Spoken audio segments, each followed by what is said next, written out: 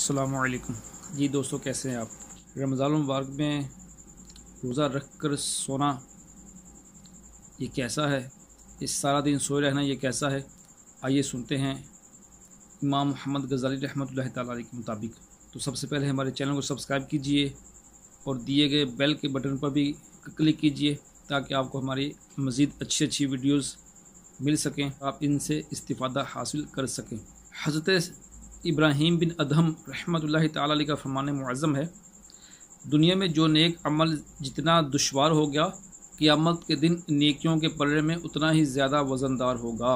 حجت الاسلام حضرت امام محمد غزالی رحمۃ اللہ تعالیٰ علیہ کیمیہ سعادت میں فرماتے ہیں، روزہ دار کے لیے سنت یہ ہے کہ دن کے وقت زیادہ دیر نہ سوئے بلکہ جاگتا رہے تاکہ بھوک اور کمزوری وغیرہ کا اثر محسوس ہو۔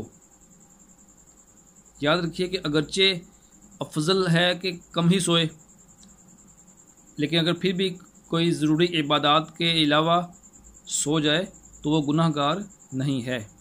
محترم بھائیوں اور دوستوں، صاف ظاہر ہے کہ جو دن بھر روزہ میں رہ کر سو کر وقت گزار دے تو اس کو روزہ کا پتہ ہی کیسے چلے گا؟ ذرا غور کیجئے، امام محمد غزالی رحمۃ اللہ تعالیٰ علیہ کے مطابق خود زیادہ سونے سے منع فرما رہے ہیں، حالانکہ اس طرح بھی وقت پاس ہو جائے گا۔